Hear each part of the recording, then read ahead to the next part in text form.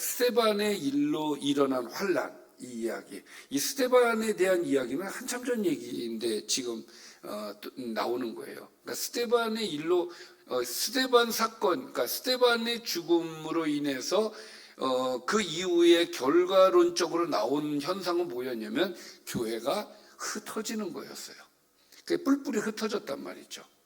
근데 그 흩어졌을 때에 그 사람들이 흩어질 때 그 이유는 신앙의 자유를 찾아서 이 사람들이 뿔뿔이 흩어진 거란 말이에요. 신앙을 지키기 위해서 흩어진 거란 말이죠. 그러면 이 사람들이 흩어진 곳에서 무엇을 했겠습니까? 복음을 전하지, 예배도 드리고 복음을 전하지 않았겠어요? 그런데 자, 이 복음을 전할 때 이 복음의 대상은 누구였을까요? 이방인들이 아니었단 말이에요. 유대인들이었지. 그러니까 왜냐하면은 우리가 지난주에도 말씀을 함께 고넬료 가정을 통해서 말씀을 나누었지만 유대인들의 사고 속에서는 우리가 하나님의 백성이야라는, 우리 민족만이 하나님의 백성이라고 하는 선민 사상이 굉장히 지배적으로 있었단 말이에요. 그러니까 어느 누구도 이방인들에게 하나님의 구원이 있을 수 있다라고 생각하는 사람은 별로 없었던 거예요. 그리고 구약까지 오는 그 메시지 가운데 하나님께서는 늘 이스라엘만 늘 이 얘기를 하셨기 때문에 그렇게 생각할 수도 있는 거예요. 그런데 이제 전환점이 예수님이 돌아가심으로 인해서 그 구원의 이 바운다리가 넓어진 것이죠. 이제 모든 사람으로 이제 확정이 되어진 거란 말이에요. 이것은 하나님의 계획입니다. 그러나 이것을 하나님께서 분명하게 가르쳐 주시고 또 예수님이 살아서 계실 때 그렇게 가르쳐 주신 것도 아니에요. 구원은 모든 사람에게 있는 것이다. 이것이 이 제자들에게 확실하게 인식이 되지 않았던 거예요. 그러니까 제자들조차도 구원은 이스라엘에게 국한된 이야기라고 생각을 했었던 것이고 베드로 역시 그렇게 생각을 했기 때문에 하나님께서 이것을 먹으라 했을 때 나 못 먹습니다.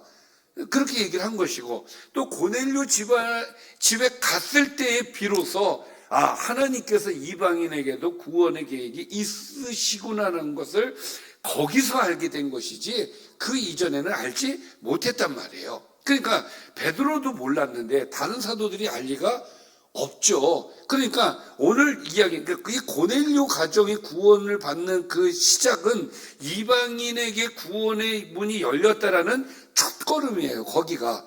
그리고 이제 오늘 이야기가 두 번째 걸음이 되는 겁니다.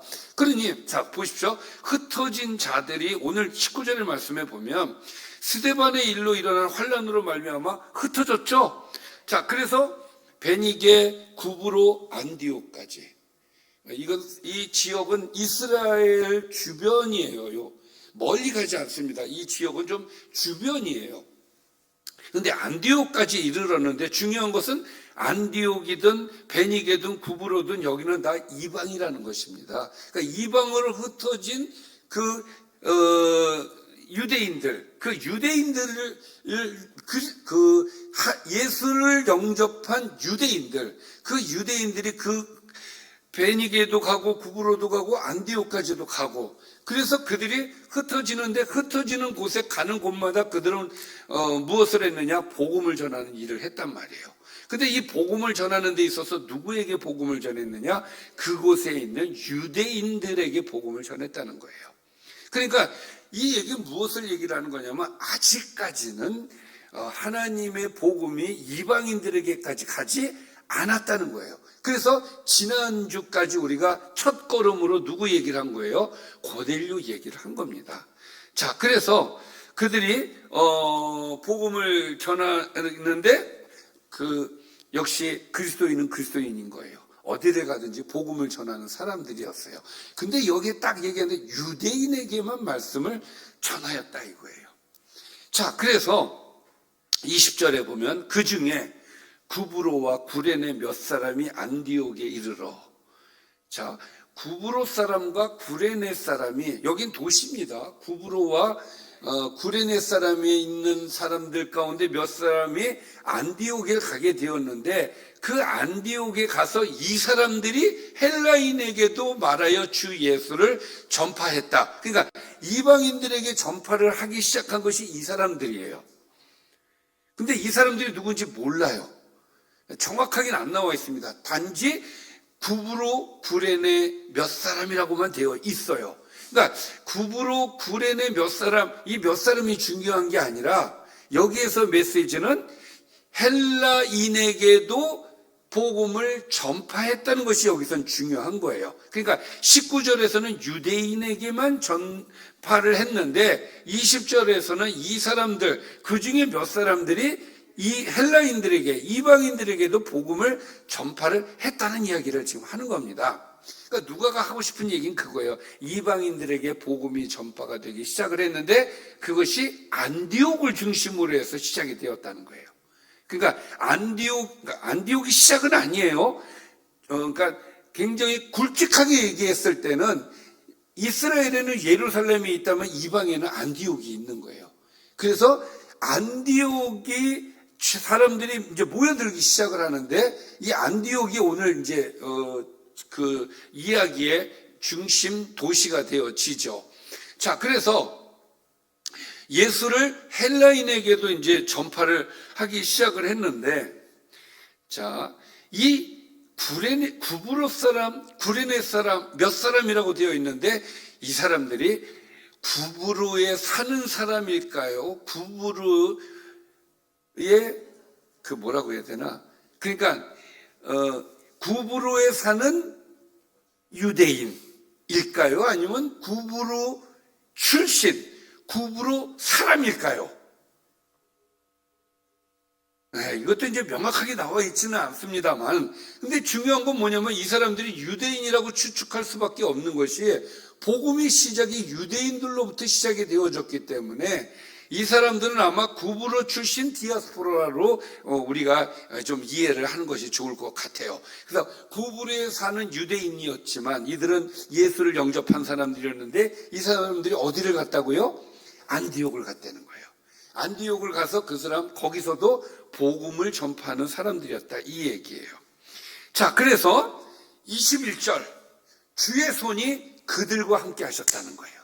누구와 함께 하셨다고요? 구브로와 구레네 몇 사람에게, 그 사람들에게 함께 하셨다는 거예요. 그러니까 이 저자가 하고 싶은 얘기는 뭐예요? 이제 이방인들에게 복음이 전파가 되기 시작을 했다 이 얘기를 하고 싶은 거예요. 그래서 주의 손이 그들과 함께 하셨다. 그들이 복음을 전파를 할 때, 누구에게 복음을 전파를 할 때? 이방인들에게, 헬라인들에게 복음을 전파를 할 때 하나님께서 주의 손이 그들과 함께 하셨다. 왜? 그것이 하나님의 뜻이었기 때문에 그렇습니다. 그러니까 마치 이것이 이 사람들이 가서 복음을 전해서 하나님이 함께한 것 같지만 사실 엄밀히 따지면 하나님의 계획이 거기에 있었고 이 사람들이 그 도구로 사용이 되어진 것이죠. 그러고 보면은 사도들도 하지 못한 일을 이 구레네 사람, 구브로 사람들이 하는 것을 볼 수가 있어요. 그러니까 하나님의 역사는 뭐 이렇게 위대한 사람들만 하나님께서 사용하시는 건 아니에요. 저 시골 한 구석에 있는 어떤 시골 청년을 통해서도 하나님의 역사는 나타날 수 있다는 것을 이 말씀을 통해서 알 수가 있죠. 근데 중요한 것은 하나님이 함께 하셨다는 것이고, 하나님이 함께 하셨다라는 이 말씀과 아울러서 결과가 어떻게 되었습니까? 수많은 사람들이라고 되어 있어요. 수많은, 도대체 얼마큼 많은지는 잘 모르겠지만 수많은 사람들이 믿고 주께로 돌아왔다는 거예요. 그러니까 마치 오늘의 말씀을 보면요, 이 사람들이 주인공 같고 그런 의문점이 생겨요. 왜 하나님께서 이 사람들의 이름을 거론하지 않았을까? 궁금해요. 이분들이 도대체 누군지 되게 궁금합니다.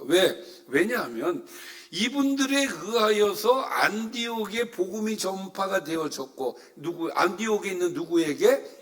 헬라인들에게. 그 전에는 유대인들, 안디옥에 있는 유대인들에게 전도를 했다면은 이 사람들은 가서 헬라인들에게 전도를 했고 그 사람들에 의하여서 수많은 사람들이 주께로 돌아왔다라고 하는 걸로 보아서 이 사람들의 역할이 얼마나 컸는지를 우리가 볼 수가 있지 않겠습니까?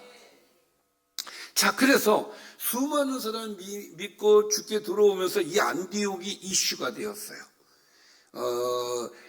이 안디옥의 사람들이 예수 믿는 사람들이 늘었다. 이방인들이 예수를 믿게 되었다. 막 이런 일들이 있었고, 사실 바로 이 앞전에 어떤 일이 있었습니까? 고넬료 사건을 통해서 예루살렘 교회가 설왕설래를 했었단 말이에요. 이방인들에게 전도를 하는 것이 맞냐, 그들에게 복음을 전하는 것이 맞냐 안 맞냐, 그거 가지고 그 안에서 논쟁이 있었단 말이죠. 근데 결론은 났어요. 어떻게 났습니까? 이방인에게도 하나님의 구원의 계획이 있다는 것을 이들이 확신하게 되어졌고, 그 다음 얘기로서 오늘 이 얘기예요. 자, 예루살렘 교회 입장에서는 소문이 들려오기 시작합니다. 안디옥에 이방인들이 예수를 믿기 시작을 했는데, 그 전에는 고넬료 한 가정이었지만 여기는 그게 아니에요. 수많은 사람들이 예수를 믿는다라는, 안디옥의 수많은 헬라인들이 예수를 믿는다라는 얘기가 예루살렘까지 딱 전달이 되어진 거예요. 그러니까 교회 입장에서 보면은 이것을 그냥 넘어갈 수 없는 사건이에요. 이 사건이 이 두 사람이 정말 능력이 있어서, 그 구레네 사람, 부브로 사람이 능력이 있어서 수많은 사람들이 주께로 돌아왔을까요? 예, 오늘 말씀에 보면 뭐라고 되어 있냐면은 주의 손이 그들과 함께 하셨기 때문이다라는 거예요. 그러니까 제가 늘 말씀드립니다만은 복음은요, 성령의 역사예요. 성령의 역사입니다. 자, 교회도 마찬가지예요. 주의 손이 함께 하실 때 부흥하는 겁니다. 할렐루야. 그러니까 하나님 주의 손이 우리 교회와 함께 해달라고 우린 기도해야 될 줄 믿습니다. 자, 안디옥에 놀라운 일이 일어났다는 소식이 예루살렘 성전에, 예루살렘 교회에 전해지게 되었어요. 그래서 22절, 예루살렘 교회가 이 사람들의 소문을 듣게 됩니다. 그래서 바나바를 안디옥까지 보내요. 왜 보냈을까요? 그렇죠. 확인하려고.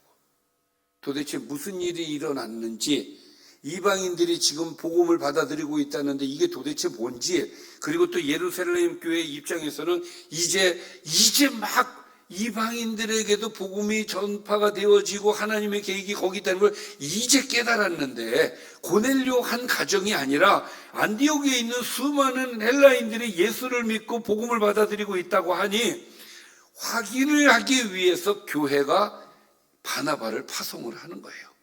그래서 바나바가 가서 정말 이방인들이 예수를 믿고 있는지, 이것이 정말 하나님께서 하시는 일인지 직접 확인하기 위해서 바나바를 그곳에 보낸 거예요. 그래서 이제 바나바가 안디옥까지 갑니다. 그가 이르러 무엇을 봅니까? 하나님의 은혜를 보았다 그래요. 할렐루야. 하나님의 은혜를 보았다. 사람들이 우상을 버리고 예수를 믿기 시작하는 그 모습들, 이방인들이 세상에 있는 것을 단절을 하고 하나님 앞으로, 주님 앞으로 돌아오는 그 모습들을 보면서 그것이 하나님의 은혜라는 것을 깨닫게 되어지면서, 아, 이것이 하나님의 은혜구나. 이방인들에게 복음이 전파되어지고 그들이 구원을 받는 이 은혜의 모습들, 그들의 삶의 방향이 바뀌고 유대인과 이방인이 함께 모여서 예배하고 그들이 주를 고백하고, 이런 모습들을 보면서 아, 하나님의 은혜를 그는 깨닫게 되어집니다. 그래서 바나바는 그런 사람들의 변화 속에서 하나님의 은혜를 보게 된 것이죠.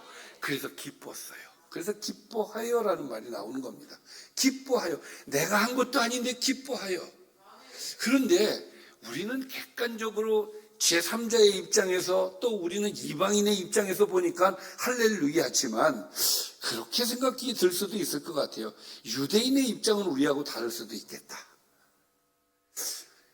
왜냐하면 여러분, 지금까지 이 유대인들의 생각이 뭡니까? 우리만이 하나님의 민족이야, 하나님의 백성이야. 근데 이제는 우리만이 아니라 이방인들도야 라고 하면은 기분이 어떻습니까? 예권적 지금 별로 좋지 않을 것 같아요. 싫을 것 같아요. 하나님 왜 그러십니까? 지금까지 우리라고만 얘기하셔놓고 왜 이러십니까? 우리만이어야 되죠. 사실 우린 그런 생각 가질 수 있어요. 우리만이어야 돼요.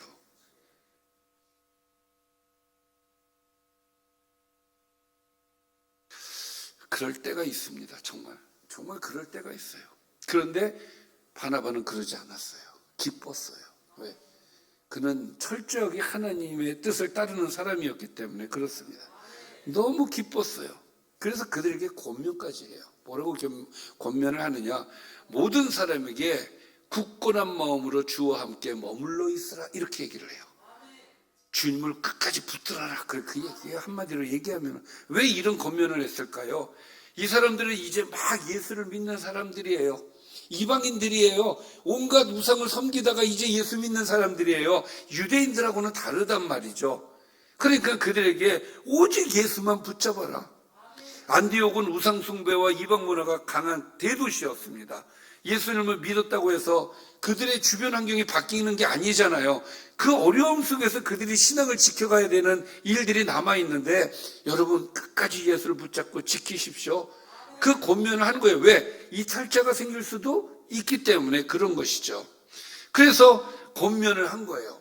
그러면 여러분 갑자기 이런 생각 들지 않나요? 도대체 이 바나바가 어떤 사람이길래 이런 말을 할까?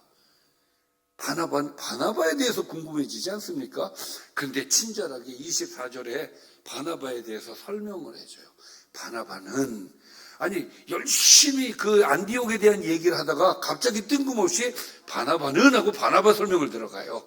궁금해할까봐. 사실 궁금해요. 근데 딱 그 타이밍에 바나바는 하면서 세 가지로 설명을 합니다. 첫 번째, 착한 사람이래요.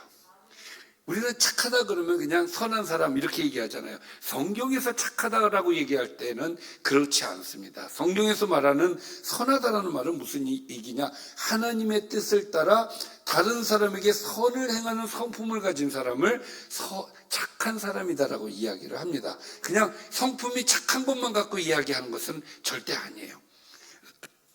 실제로 성경에 보면 바나바의 행동이 여러 가지로 선한 것을 우리가 볼 수가 있는데, 사도행전 4장 36절과 37절에서 자기 밭을 팔아 공동체를 위해 내놓는 사람이었고, 사도행전 9장에 보면은 모두가 사울을 두려워할 때에 사울을 받아주고 사울에 대해서 변론을 해준 사람이 바나바였어요.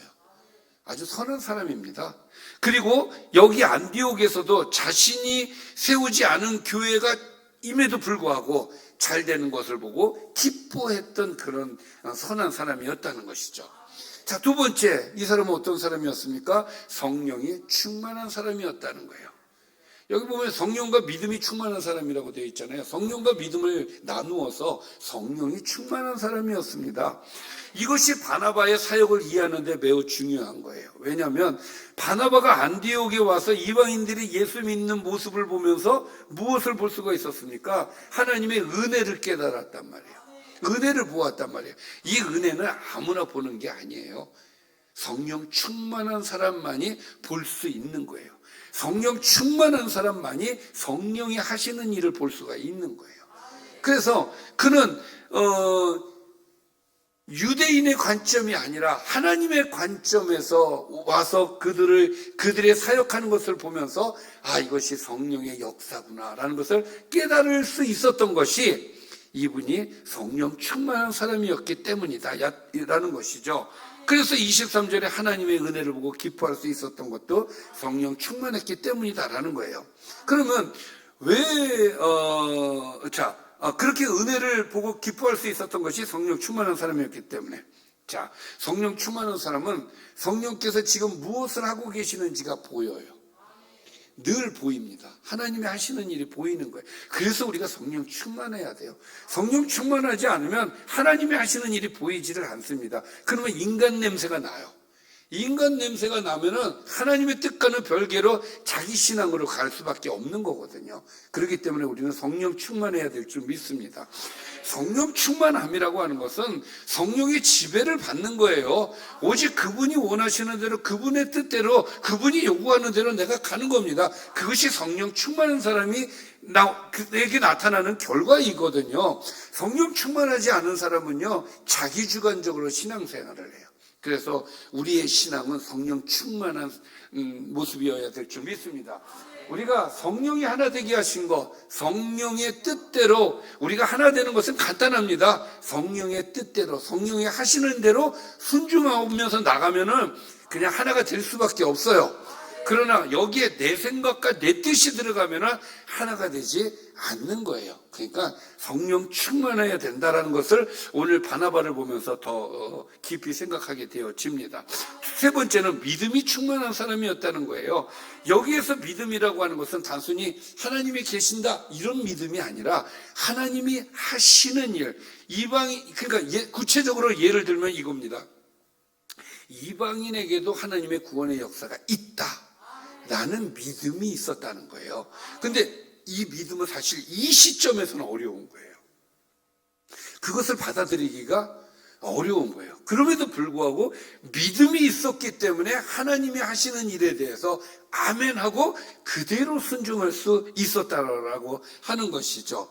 자, 안디옥 교회가 지금 형성이 되는 과정을 지금 우리가 보고 있는 거예요. 안디옥 교회는 이제 막 시작되어지는, 만들어져 가는 지금 그 시점에 있는 교회입니다. 많은 이방인들이 들어왔습니다. 앞으로 어떻게 될지 모르는 교회예요. 그러니까 여러분 생각을 해보십시오. 안디옥 교회와 예루살렘 교회의 차이점은 무엇이냐면, 예루살렘 교회는 그야말로 유대인들이에요. 그러니까 늘 하나님을 믿었던 사람들이었기 때문에 하나님에 대한 신뢰와 하나님에 대한 존경심은 늘 태어나면서부터 이 사람들은 갖고 있었던 사람들이었단 말이에요. 그러나 안디옥 교회는 달라요. 왜? 헬라인들이 많았어요. 이방인들이 더 많았어요. 그러니까 이 교회는 어떻게 보면 중심이 딱 뿌리가 쭉 내려져 있는 교회라고 하기보다는 뭔가 이렇게 떠 있는 교회, 뭔가 이런 교회가 안디옥 교회였다라는 것이죠. 그래서 안디옥 교회가 세워지는 이 과정을 보면서 바나바는 이것이 하나님의 뜻이다라는 것을 분명히 확신을 했어요. 그래서 바나바는 이렇게 이방인들이 하나님 앞에 나오고 이렇게 교회가 형성되어지는 것에 대해서 어떻게 하나 걱정이나 두려움이나 이런 것이 있는 것이 아니라 하나님께서 세워가시는 그 과정들을 보면서 오히려 그들에게 권면할 수 있는, 그리고 그 안디옥 교회를 위해서 뭔가 이 교회를 좀 뿌리를 내리게 하기 위해서 뭔가 액션을 취해요. 이 사람이. 이제 그 얘기는 요 다음에 나옵니다. 자, 그리고 믿음은 사실 행동으로 나타나는 것이거든요. 사실 이 다음에 나옵니다만은 바나바는 사울을 찾으러 5가지 가요. 사울을 불러들여요. 안디옥으로. 그래서 사울과 함께 이곳에서 사역을 함께 합니다. 왜? 그는 성령 충만한 사람이었고 믿음의 사람이었기 때문에 그래요. 성령 충만하고 믿음의 사람은 오직 하나님의 뜻을 따라가는 사람일 수밖에 없어요. 그러니까 하나님의 뜻이 어디에 있는지 늘 바라보는 그런 사람이겠죠. 자, 사울을 찾으러 5가지 가는데 왜 그랬느냐? 하나님께서 이 사람을 이곳에서 사용하실 것이다라는 확신을 하나님께 받았기 때문에 그런 겁니다. 그래서 그 바울을 데리고 와서 무엇을 하고 싶었느냐? 말씀을 제대로 가르치고 싶었어요. 그러니까 바나바의 입장에서는 이 안디옥 교회에 있는 사람들에게 말씀을 가르쳐야겠는데 지금 성령 충만만 받았지 말씀을 전혀 모르잖아요. 이 사람들에게 말씀을 가르쳐야겠는데 이 사람들에게 말씀을 가르치는 최고의 적임자는 사울이다라고 판단을 한 거예요. 그래서 다소에까지 가서 불러들인 거예요. 그게 믿음이라는 거예요. 자, 그래서 24절 하반절에 보니까 자, 이에 큰 무리가 주께 더하여 지더라. 여러분 보십시오. 바울이 착하고 성령과 믿음이 충만한 것과 큰 무리가 더해지는 것과 뭔 상관입니까? 그렇지 않나요? 그 성품이 이 착하고 성령 충만하고 믿음에 충만한 이 모습으로 인해서 안디옥 교회에 있을 때에 이 바울로 인해서 많은 사람들이 주께로 돌아왔다는 거예요. 무엇으로 인해서요? 그의 성품으로 인해서. 그러니까 물론 여기에는 바울이 아니라 바나바가 다니면서 전도를 했겠죠. 근데 여기에 무엇이 뒤에서 이 많은 사람을 하나님 주님께로 이끌 수 있는 그 동력을 준 근본적인 동력을 준 것은 무엇이냐? 그가 갖고 있었던 선함과 믿음과 성령 충만함이 많은 사람을 주께로 인도하는데 역할을 했다는 것이에요. 그러니까 여러분, 교회는요, 성품이 변화가 되어야 되는 게 교회예요. 교회가 성품이 변화되지 않으면 그건 교회가 아닌 거예요. 교회더라도 그러면 그건 불순종하는 교회입니다. 주님께서 주신 성품을 우리가 가져야 되고, 성령의 9가지 열매를 통해서 복음이 되어야 되는 것이 교회의 본질인 거예요. 이것을 우리가 놓치면은 아무것도 될 수가 없어요. 그러니까 교회는 기본적으로 우리 안에서 성품의 변화가 먼저 일어나야 돼요. 여러분, 예수님이 왜 제자들에게 첫 번째로 불러다 놓고 한 얘기가 너희들은 성품 변화가 되어야 돼. 왜 팔복 얘기를 왜 하셨겠어요? 교회가 되기 위한 첫걸음, 그 첫걸음은 성품이다, 이 얘기예요. 성령의 충만함, 그것이 성품이에요. 성품이 동반되지 않으면 아무리 좋은 복음이라도 그게 영향력이 있지를 못해요. 그래서 항상 복음은 인격적이어야 돼요. 인격적이어야 됩니다. 할렐루야. 자, 그래서 바울의 이 성품이 복음을 전하는 데 더 큰 역할을 했다라는 것을 24절 하반절에서 이야기하고 있는 것이에요. 자, 이것이 바나바의 위대함이죠. 그런데 바나바는 여기서 아주 중요한 행동을 합니다. 그게 25절이에요. 자, 그들에게 복음을 전하고 그 사람들이 죽기 더해지는 역사들이 막 나타나니까 이 교회를 위해서 이 교회가 안디옥 교회가 세워지는 일에 있어서 정말 필요한 사람이 있다. 그래서 바나바가 사울을 찾으러 다소에까지 가는 거예요. 갑자기 왜 사울이 왜 찾으러 갔다고요? 그 제가 미리 얘기를 다 해버렸네. 교회가 크게 성장하고 있는데 말씀의 뿌리를 내리게 하기 위해서는 누가 이 일을 감당할 수 있는가? 사울이다. 하나님께서 예비하신 사울이 있지.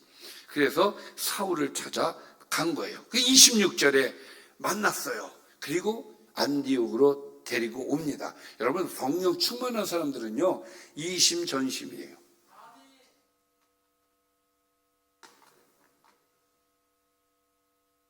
성령 충만한 사람들은 하나님의 뜻을 서로 알아요. 여기에는 설명이요, 군더더기가 없어요. 26절. 예. 안디옥으로 데리고 왔대요. 아니, 무슨 사울이 바나바가 오라고 하면 오고 가라고 하면 가는 그런 무슨 저기도 아니고, 그렇지 않습니까? 사울은 왜 왔어요? 안디옥으로 왜 왔을까요? 오는데 왜 아무런 사울이 안디옥으로 오는데 왜 아무 거부 반응도 하지 않았을까요? 사울도 기도하는 사람이고 바나바도 기도하는 사람이었고 둘 다 성령 충만한 사람이었기 때문에 하나님의 뜻을 알았기 때문에 순종하는 마음으로 사울이 이곳으로 온 것으로 보여지는 것이죠. 자, 그래서 사울이 와서 뭐 합니까? 둘이 교회에 1년간 모여 있어 큰 무리를 가르치는 일을 했다는 거예요. 그러니까 바울을 왜 불러들였습니까? 가르치는 일 때문에 사울을 불러들였다라고 얘기할 수가 있는 것이죠. 그리고 그렇게 그들이 거기서 성경 공부하고 그들이 변화되어지는 모습들을 통해서 안디옥 교회에서 첫 번째 닉네임이 붙는데 그 이름이 그리스도인이라는 거예요. 제자들이 안디옥에서 비로소 그리스도인이라 일컬음을 받게 되었다는 거예요. 예수 사람. 할렐루야. 그러니까 진짜 이 내용을 보면 이건 진짜 감격입니다. 왜냐하면은 사단이 하고 싶었던 게 뭐예요? 예루살렘에 있을 때 하고 싶었던 게 뭐예요? 자, 사도행전을 계속 읽다 보면 그거 아니겠습니까? 자, 성령 충만하니까 베드로가 뭘 했어요? 예수를 전했어요. 예수 이름을 전했단 말이에요. 자, 마가다락방에서 사도들이 모여서 거기에 있는 그 120명의 문도가 기도해서 성령 충만했잖아요. 그게 2장이죠. 사도행전 2장이에요. 사도행전 3장으로 넘어가면서 무슨 내용이 나와요? 베드로가 기도하러 가다가, 성전에 기도하러 가다가 나면서 걷지 못하는 사람을 만나가지고 거기에서 그 사람에게 뭐라고 얘기해요? 난 너에게 줄 게 아무것도 없는데 예수 이름을 줄 수 있다. 예수 이름을 주지 않습니까? 그러니까 예수 이름이에요. 그러니까 자, 이 예수 이름으로 그를 고치니까 고쳐졌죠? 자, 이게 크게 이슈가 됐어요. 왜 이슈가 됐나요? 예수 이름으로 고쳤기 때문에 이슈가 된 거예요. 그러니까 너 예수 이름 얘기하지 마. 막 욱박 지르고 그리고 풀어주기도 하고 막 그러지 않습니까? 너 예수 이름 전하면 안 돼. 그게 사단이 원하는 거란 말이에요. 예수 이름이 전파되지 않는 거. 그거예요. 근데 너 예수 이름 전하지 마 그러는데 예수 이름을 계속 전하는데 결국은 지금은 어떤 결과까지 옵니까? 예수 사람, 그리스도인. 하나님의 역사인 거예요. 그러니까 예수 그리스도를 드러내는 사람, 그리스도인. 그러니까 저와 여러분은 그리스도인 아니겠습니까? 예수의 이름을 드러내는 사람들이란 말이에요. 그러니까 여기에서 보면은 정말 많은 사람들이 그리스도인이 되어서 많은 영향력을 줬기 때문에 사람들이 그들에게 그리스도인이다 이렇게 이야기를 하고 있는 것이죠. 그러니까 그리스도인다움이 있는 거예요. 그래서 저는 늘 그런 말씀을 드리고 싶어요. 우리는 그리스도인입니다. 그리스도인답게 살아야 됩니다. 할렐루야. 우리는 그리스도인이에요. 자, 그때의 선지자들이 예루살렘에서 안디옥에 이르렀다고 되어 있는데 이거는 조금 해석에 좀 난해함이 좀 있습니다. 왜? 이 선지자들은 도대체 누구냐 이거죠. 뭐 구약의 이사야나 예레미야 뭐 이런 선지자냐? 그런 선지자는 아닌 거예요. 이 선지자들은 누구를 얘기하냐면 초대교회에도 성령의 은사를 받아서 하나님의 말씀을 교회에 전달하고 교회를 권면하고 세우는 선지자들이 있었던 것으로 보여져요. 그때는. 그러니까 사도행전 13장 1절에도 보면 선지자 안디옥 교회에 선지자들과 교회들이 있다라고 기록을 하고 있거든요. 그러니까 선지자에 대한 이야기가 우리한테는 굉장히 낯선 것처럼 보여지지만 이때는 분명히 존재하고 있었던 것은 맞는 것 같아요. 확실하게 어떤 역할을 했느냐 하는 것은 이렇게 우리가 추측을 해보는 것인데 이 선지자라고 하는 것은 구약에서 얘기하는 선지자로 보기는 조금 어렵다. 자, 있는 것은 분명히 맞다. 그래서 사도행전 15장 32절에 보면은 유다와 실라를 선지자라고 얘기를 하거든요.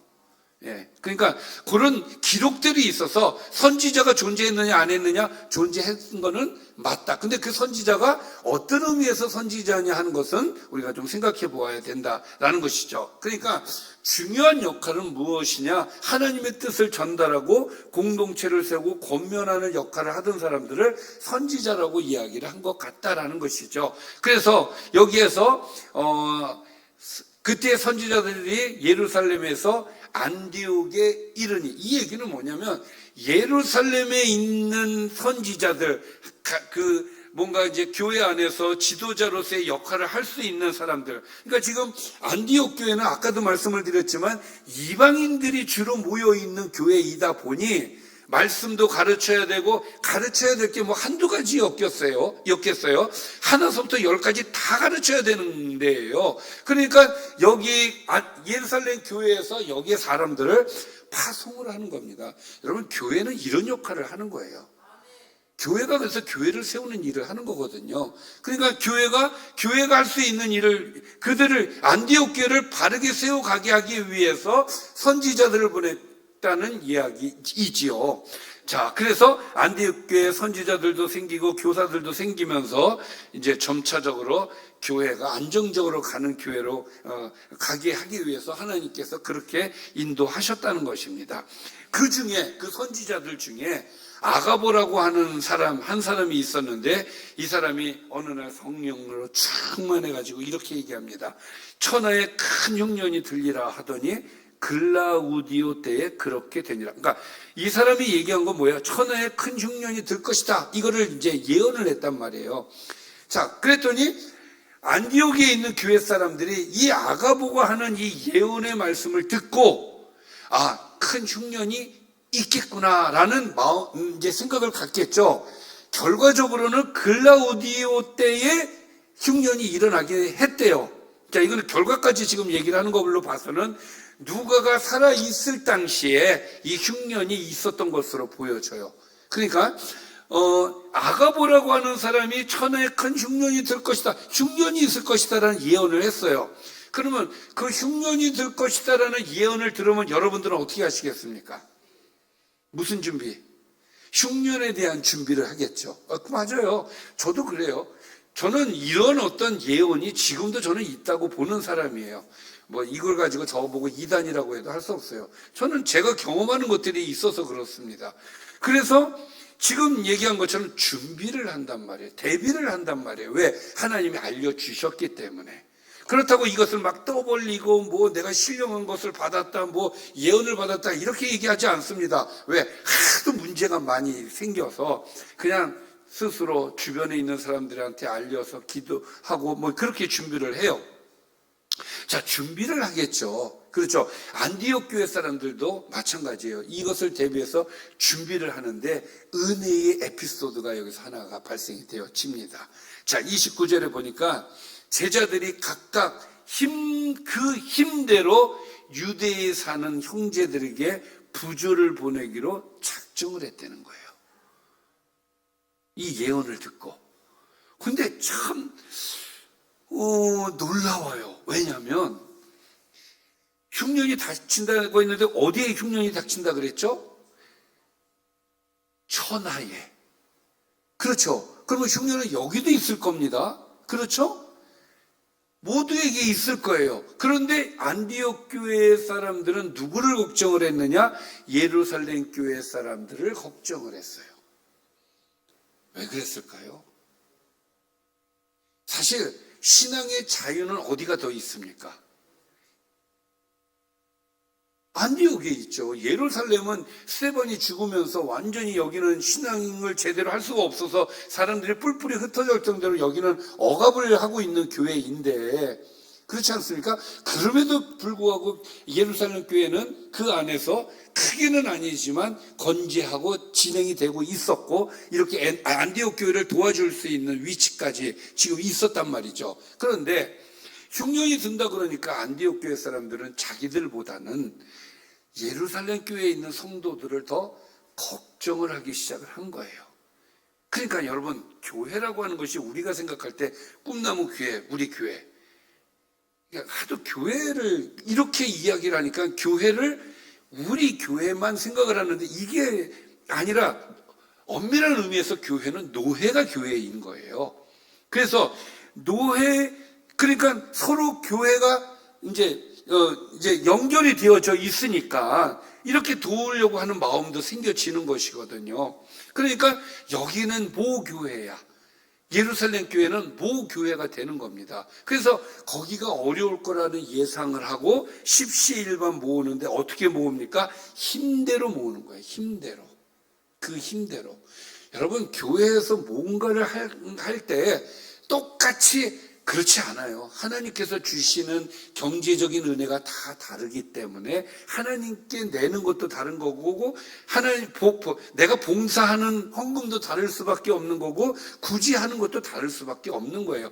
버는 것에 비례해서 내가 할 수 있는 것이고, 때로는 내가 없어서 받을 때도 있는 것이고, 이게 교회인 거예요. 자, 이 교회의 아름다운 모습이 이 안에서 벌어지고 있습니다.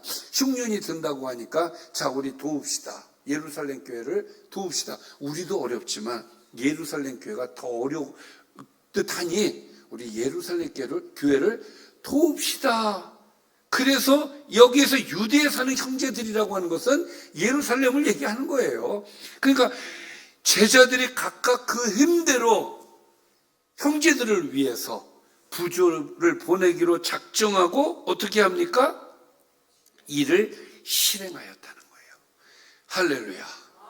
그러니까 이것이 교회가 하는 일 가운데 정말 중요한 일이에요. 옆에 있는 형제들이 어려움 당하는 형제가 있지는 않는가 늘 돌아보고 그 형제들에게 도움을 줄 수 있는 내 형편이 되어진다면 도움을 줄 수 있는 그런 역할을 교회가 반드시 해야 될 줄 믿습니다. 그러니까 제가 지난번에도 말씀을 드렸지만 교회가 나눔을 자꾸 해야 되는 거예요. 그런데 여기에는 오해가 없어야 됩니다. 이 나눔에는 누가 대상이 되겠어요? 어려운 사람이 대상이 되는 거예요. 있는 사람을 위해서 나눔을 하는 게 아니란 말이에요. 나눔의 대상은 없는 사람이 대상이 되는 겁니다. 그래서 없는 사람이 조금이라도 더 가져갈 수 있게끔 하는 것이 나눔이란 말이죠. 그러니까 내가 무엇을 내놓는 것도 누구를 위해서 내놓는 거예요? 어려운 사람을 위해서 내가 내놓는 것이죠. 교회 안에서 막 우리가 뭐 이렇게 나눔을 하고 뭐 우리 전에 뭐 냉장고 샀습니다, 여러분. 갑자기 뜬금없는 얘기 같은데 1층에 가면은 냉장고가 이제 있습니다. 제가 냉장고를 왜 샀을까요? 네, 많이 채우라고 산 겁니다. 저는 내용은 안 샀어요. 왜냐면 전에 우리 그렇게 했어요. 채웠어요. 막 채워 넣었거든요. 그러니까 교회가 근데 그 채워 넣는 것은 있는 사람들을 위해서가 아니라 없는 사람들을 위해서 채우는 거고 그렇게 해서 그 사람들이 조금이라도 혜택을 더 받게 하기 위해서 하는 거예요. 그러니까 여러분 우리 나눔할 때 늘 생각에 나보다 좀 어려운 사람들을 먼저 배려하는 마음이 있을 때 그것이 아름다운 나눔이 되어지는 거예요. 그러니까 나눔의 의미를 우리가 좀 잘 알았으면 좋겠어요. 자, 어쨌든 이들이 십시일반 모여가지고 돈을 걷어서 30절에 보니까 이를 실행하여 자 그래서 바나바와 사울의 손으로 자 여기서 이제 돈을 누가 가지고 가느냐 바나바와 사울을 통해서 그 예루살렘 교회에 있는 장로들에게 보냈다는 거예요. 여러분 오늘 말씀은 여기까지입니다. 근데 보십시오. 이방에 세워진 이 교회, 안디옥 교회가 너무 아름다운 교회 아니겠습니까? 하나님께서 오늘 말씀을 통해서 이방에도 교회가 세워졌다. 이 선언적 의미가 있는 것이고 또 이 안디옥 교회가 거꾸로 자기들에게 복음을 전해준 모 교회를 향해서 뭔가 자기네들이 사업을 이렇게 따뜻한 사랑의 사업을 하는 이 모습을 보면 참 교회가 아름답게 세워지는 거 아니겠습니까? 그런데 여기에는 바나바와 같은 성품이 우리에게 필요하다는 거예요. 선해야 됩니다. 믿음과 성령이 충만해야 됩니다. 그래야 우리 실수하지 않아요. 자, 여러분 믿음은요 행동으로 보여주는 거예요.